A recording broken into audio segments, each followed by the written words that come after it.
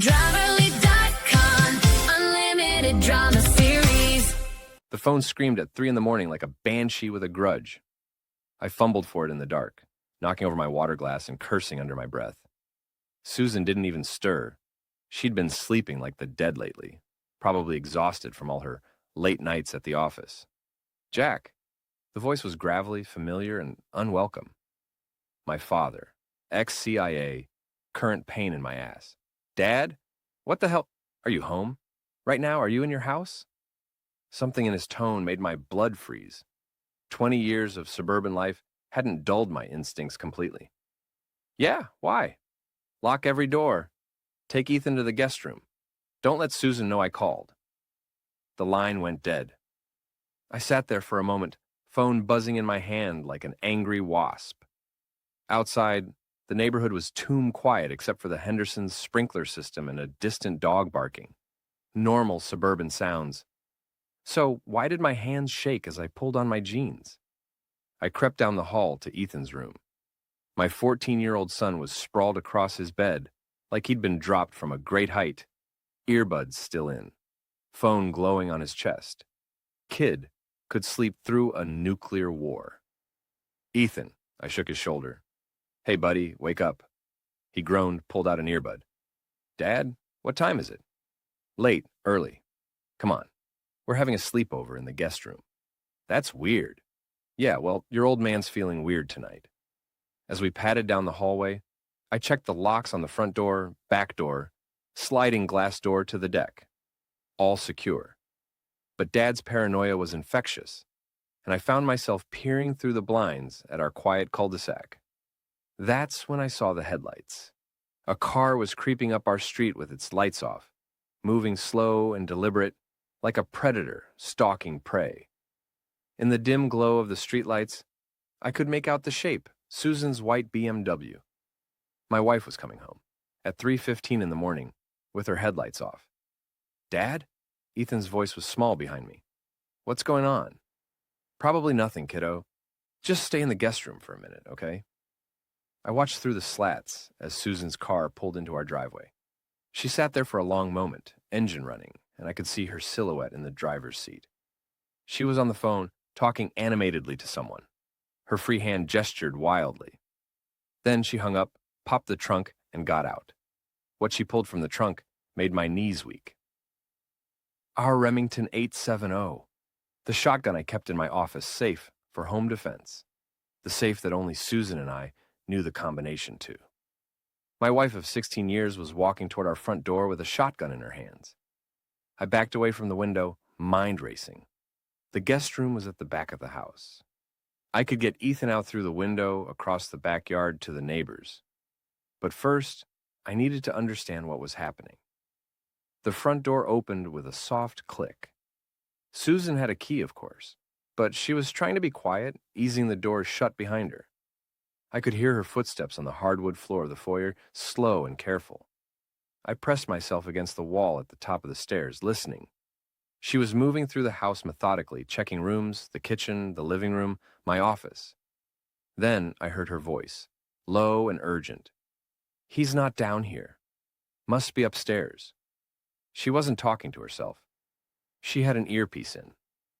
Someone was giving her instructions. The stairs creaked as she started up.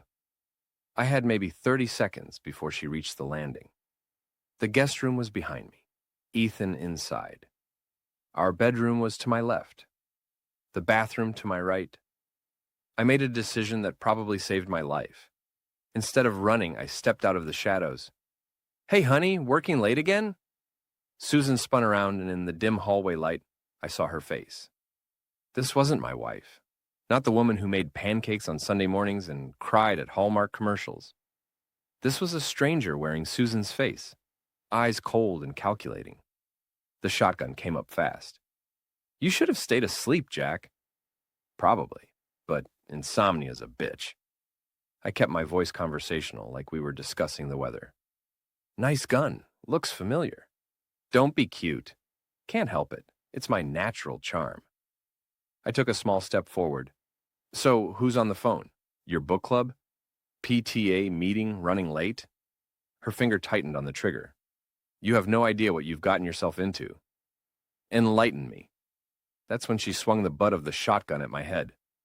I saw it coming and tried to duck, but Susan had always been athletic. Tennis twice a week, yoga every morning. The wooden stock caught me above the left ear with a sound like a baseball bat hitting a watermelon. The world tilted sideways. I hit the floor hard, tasting blood. Through the ringing in my ears, I heard Ethan's door open.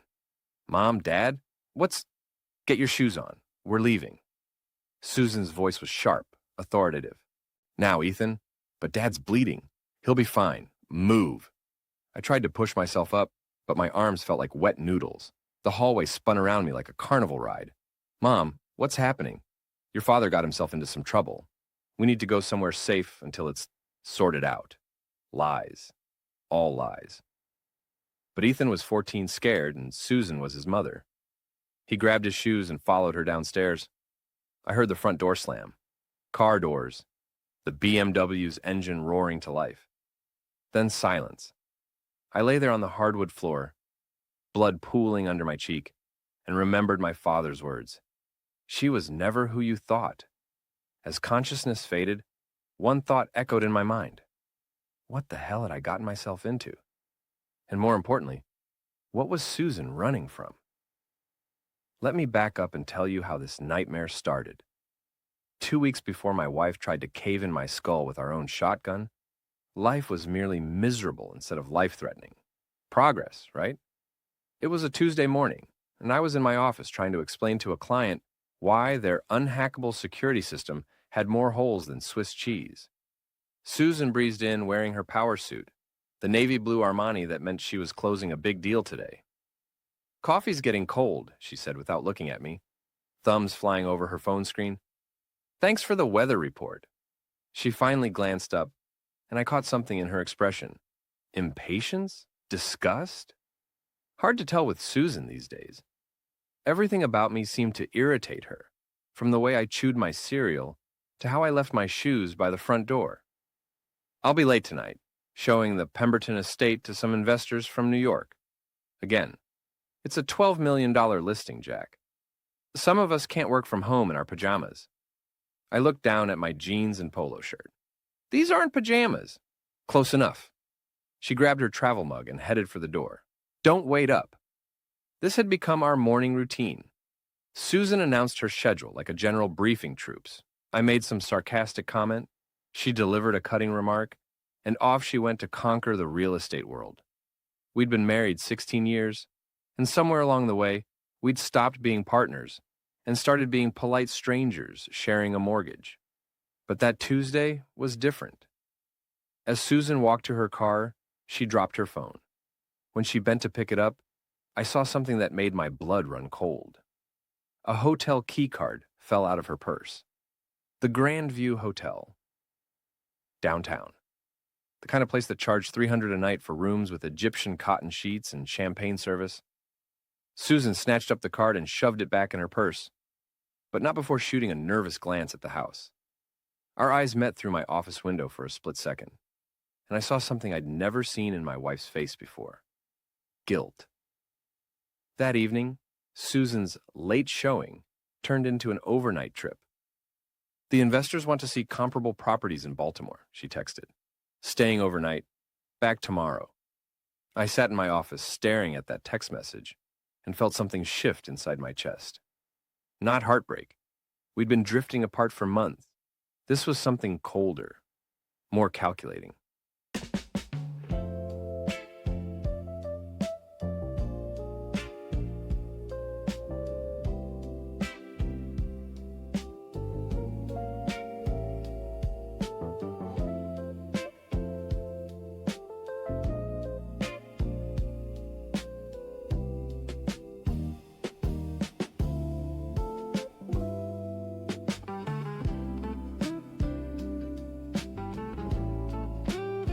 My father hadn't raised me to be a victim. I'd spent 8 years with the CIA before Susan got pregnant and convinced me to take a civilian job. Cybersecurity consulting paid better and didn't require me to disappear for months at a time. I'd gotten soft, comfortable, domestic. But I still remembered how to investigate. Susan's laptop was password protected, but she'd never changed it from Ethan's birthday. Her email was a gold mine of carefully deleted messages, but nothing stays deleted if you know where to look. The first thing I found was a text thread with her best friend Karen. Susan, he's getting suspicious. Karen, about time. You've been sloppy. Susan, Mike says we need to be more careful. Karen, Mike says a lot of things. Question is whether you're listening with your brain or your hormones. Susan, screw you. Karen, save it for your boyfriend. Speaking of which, when are you going to grow a spine and file for divorce? Susan, soon. Jack's business is finally turning a profit. Timing has to be perfect. I read that exchange 3 times before it sank in. My wife wasn't just cheating on me. She was planning to divorce me and take half of everything I'd built. But who was Mike? I didn't have to dig deep to find out. Michael Brennan, 35, married, 2 kids. He ran a development company that specialized in luxury condos and high-end commercial properties. His photo on the company website showed a guy who looked like he'd stepped out of a men's fashion magazine. Perfect hair, perfect teeth, perfect tan. Everything I wasn't. The really sick part, I'd met him before. Susan had introduced us at a real estate industry mixer 6 months ago. This is my husband Jack, she'd said. He's in computers. Mike had given me the kind of handshake that was just a little too firm, the kind of smile that was just a little too bright. Computers, huh? Must be nice working from home. Very flexible. At the time, I'd thought he was just another glad-handing real estate douchebag. Turns out, he was a glad-handing real estate douchebag who was sleeping with my wife. I spent the next 3 days digging deeper. Credit card statements showed charges at expensive restaurants I'd never been to, hotel rooms booked on days when Susan claimed to be showing properties, a jewelry store purchase for a diamond bracelet I'd never seen her wear. But the real smoking gun came from Mike's own stupidity. He'd been posting on Instagram pictures of expensive dinners, champagne, hotel room views. And in the reflection of one champagne glass, you could clearly see Susan's face. She was wearing the diamond bracelet. I screenshotted everything, printed copies, built a file that would make a divorce attorney weep with joy. But I wasn't ready to play that card yet. Because the more I dug, the more I realized this wasn't just an affair. Susan and Mike were planning something bigger. The text messages mentioned the plan and timing and making sure Jack doesn't see it coming. They weren't just betraying me. They were setting me up for something. I needed to know what. So I decided to follow them. That Friday night, Susan announced another late showing. This time, I was ready. I'd borrowed a friend's car, a beat-up Honda that wouldn't stand out in traffic. I followed her from our house to the Grandview Hotel, staying 3 cars back, using every surveillance technique my father had drilled into me during those long, boring summers when other kids were at camp. Susan valeted her BMW and walked into the lobby like she owned the place. 5 minutes later, Mike's black Audi pulled up. I parked across the street and waited. They met in the hotel bar first. I could see them through the floor-to-ceiling windows, sitting in a corner booth, heads close together. Susan was animated, gesturing with her wine glass. Mike kept checking his phone. After an hour, they went upstairs. I sat in that borrowed Honda for 3 hours, watching the windows of the hotel, feeling something die inside my chest. Not love, that had been fading for months. This was respect, trust, the basic assumption that the person you'd built a life with wouldn't stab you in the back. But the real gut punch came when they finally emerged from the hotel. I followed them to an all-night diner, the kind of place with fluorescent lighting and coffee that could strip paint. They sat in a window booth, and I parked close enough to read lips, another skill courtesy of Dad's paranoid training. What I saw made my hands shake with rage. They were laughing, not just smiling, doubled over, tears streaming, can't catch your breath laughing, and they were talking about me. I couldn't make out every word, but I caught enough. Boring. Clueless. Pathetic in bed. Mike said something that made Susan nearly choke on her coffee. She wiped her eyes and leaned across the table. The best part, I read on her lips, is he has no idea what's coming. That's when I knew this wasn't just about divorce. They had something planned that would destroy me completely. I drove home in a rage so pure it felt like religious ecstasy. Susan's car wasn't in the driveway, probably spending the night at Mike's place while his wife was out of town. I sat in my office until dawn, staring at the evidence I'd collected, planning my next move. Susan thought I was boring, clueless, pathetic. She was about to learn that her boring, clueless, pathetic husband had been trained by some very dangerous people. And unlike her, I didn't make mistakes. Monday morning came with the kind of crisp autumn air that He just gave me a massage, that's A it! massage? With I miss your body after? Watch more on Grammarly.com. makes you think about new beginnings. Susan was already gone when I woke up. Another early client meeting, which gave me time to put my plan into motion. First stop, Mike Brennan's office. Brennan Development occupied the top floor of a glass tower downtown, all chrome and leather and abstract art that probably cost more than my car. The receptionist was a blonde 20-something who looked like she'd stepped out of a magazine. I'm here to see Mike Brennan, I told her, flashing my most charming smile. Jack Morrison, Morrison Cybersecurity, we have an appointment. We didn't, of course. But I'd learned long ago that confidence and a decent suit could get you into most places. Let me check his calendar. She tapped her computer screen, frowning. I don't see. He mentioned it might not be in the system yet. Something about a security consultation for the new Riverside project? Her face lit up. Oh, the Riverside project. Mr. Brennan's been working on that for months. Let me call his assistant. While she made the call, I studied the office layout. Corner office for Mike, floor-to-ceiling windows, view of the harbor. 2 exits, main door and emergency stairs. Security cameras in the lobby, but none on this floor. Old habits die hard. Mr. Morrison? The receptionist hung up the phone. I'm sorry, but Mr. Brennan's in meetings all morning. Can I reschedule? Actually, I just need to drop off some preliminary security assessments. I pulled a manila envelope from my briefcase, filled with random technical documents that would mean nothing to anyone. Could you make sure he gets this today?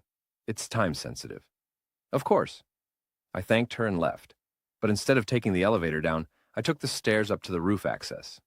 The door was locked, but it was a standard commercial lock that took me about 30 seconds to pick. Another skill courtesy of dear old Dad.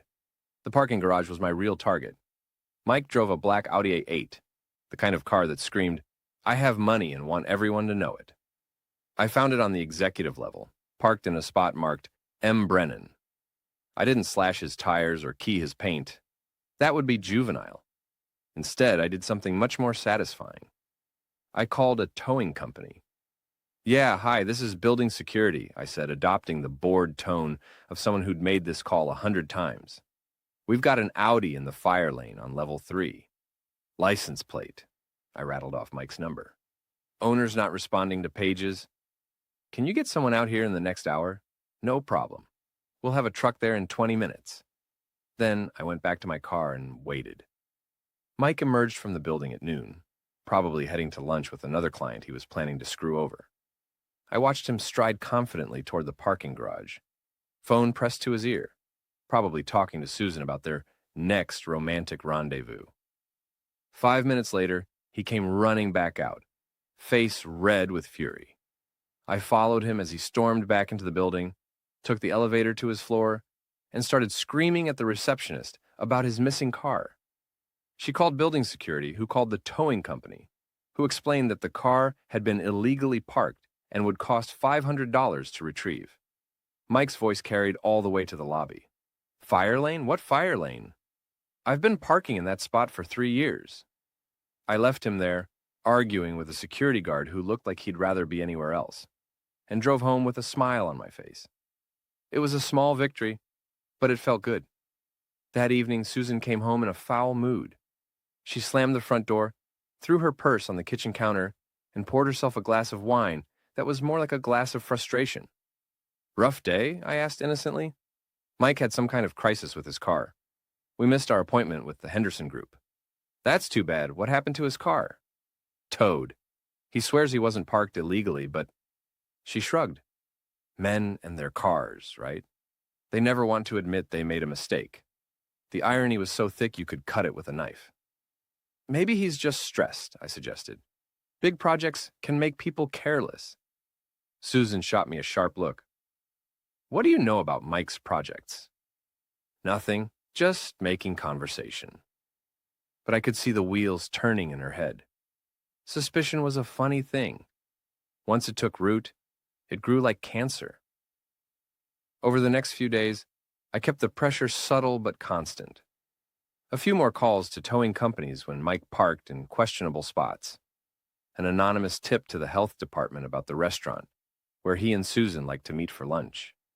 A carefully worded email to one of his biggest clients, posing as a concerned competitor, warning them about irregularities in Brennan Development's recent projects. Nothing illegal, nothing traceable. Just enough chaos to make Mike's life complicated. But my real masterpiece came the following Friday. I'd been monitoring Susan's email, and I knew she and Mike were planning a weekend getaway to a bed and breakfast in the mountains. A romantic retreat, according to Susan's text to Karen, just what we need to finalize our plans. Those plans, I was pretty sure, involved destroying my life. So I decided to destroy their weekend first. The Mountain View Inn was the kind of place that advertised itself as rustic luxury. Translation: overpriced cabins with Wi-Fi and room service. I called them Thursday afternoon. Hi, this is Mike Brennan. I have a reservation for this weekend, but I need to make some changes. Of course, Mr. Brennan. How can I help? My girlfriend has some severe food allergies, I said, lowering my voice to sound embarrassed. Shellfish, nuts, dairy, gluten. I know it's a lot to ask, but could you make sure the kitchen is aware? Maybe prepare some special meals? Absolutely. We'll make a note in your file. Also, she's been having some digestive issues lately. Could you stock the room with extra toilet paper? And maybe some air freshener? There was a pause. Certainly, sir. And one more thing. She talks in her sleep. Loudly. Could you make sure we're not next to any other guests? I'd hate for anyone to be disturbed by her nocturnal vocalizations. By the time I hung up, I could practically hear the hotel staff gossiping about the weird couple in room 12. But I wasn't done. I also called Mike's wife. Lisa Brennan answered on the second ring, her voice bright and cheerful. Hello? Mrs. Brennan? This is Tom from 8AA Roadside Assistance. Your husband called about a flat tire? I'm sorry, what? Mike Brennan? He's stranded on Route 15, about 20 miles north of town. Said his phone died and asked us to call you for a ride? That's impossible. Mike's in Baltimore on business. Perfect. Baltimore? Ma'am, I'm looking right at him. Black Audi, license plate. I rattled off Mike's number. There was a long silence. Then, are you sure it's my husband? Tall guy, brown hair, wearing a blue suit? He seemed pretty upset about missing some kind of romantic dinner. Another silence, longer this time.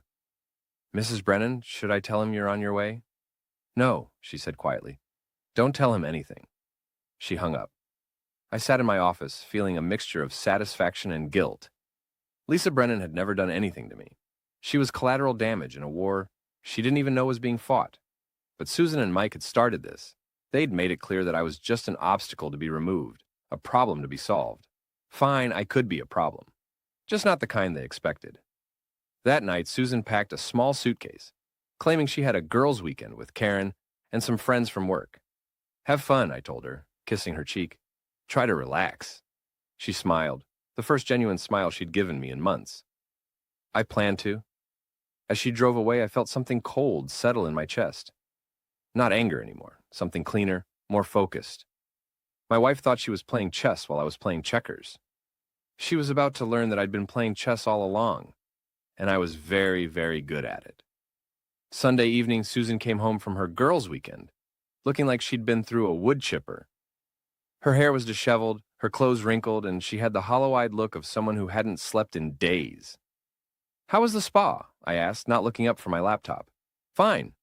She dropped her suitcase by the door with more force than necessary. Just fine. You look relaxed. She shot me a look that could have melted steel. I'm going to bed. It's 7:30. I'm tired. She stomped upstairs, and I heard the bedroom door slam hard enough to rattle the windows. I waited an hour and then crept upstairs. Susan was in the shower. I could hear her crying over the sound of running water. Her phone was on the nightstand, buzzing with text messages. Mike, we need to talk. Mike, this is a disaster. Mike, call me when you get this. Karen, how bad is it? Karen, Mike's wife knows. She hired a private investigator. Karen, you need to accelerate the timeline. I photographed everything, then slipped back downstairs before Susan finished her shower. The next morning brought the first real crack in their facade. I was having coffee in the kitchen when Susan's phone rang. She looked at the caller ID and went pale. I have to take this. She stepped onto the back deck, but I could hear her voice through the glass door. What do you mean, suspended? On what grounds? A long pause. That's ridiculous. I've never violated any ethics rules. Another pause, longer this time. Fine. I'll be there in an hour. She came back inside, hands shaking as she grabbed her car keys. Everything okay? I asked. Work stuff, nothing important. But her voice cracked on the last word. After she left, I did some digging. A few phone calls to contacts in the real estate industry, a little social engineering, and I had the whole story. Someone had filed a complaint with the State Real Estate Commission, alleging that Susan had been inflating property values and splitting the difference with certain developers. The complaint was anonymous, but it included detailed financial records and email communications that would be very difficult to explain.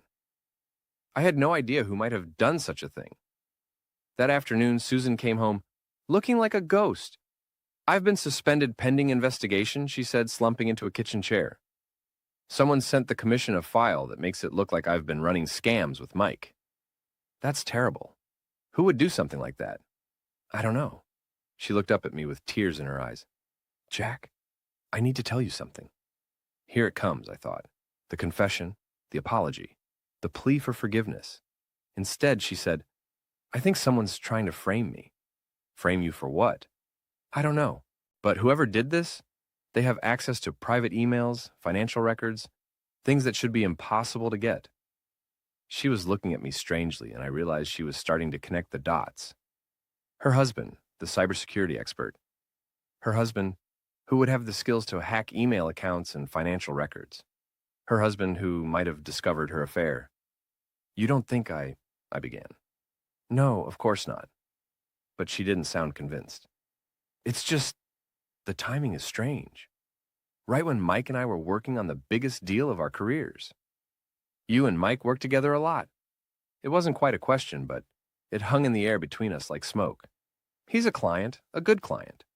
I'm sure he is. That evening, Mike called. I could hear Susan's side of the conversation from my office. What do you mean your wife filed for divorce?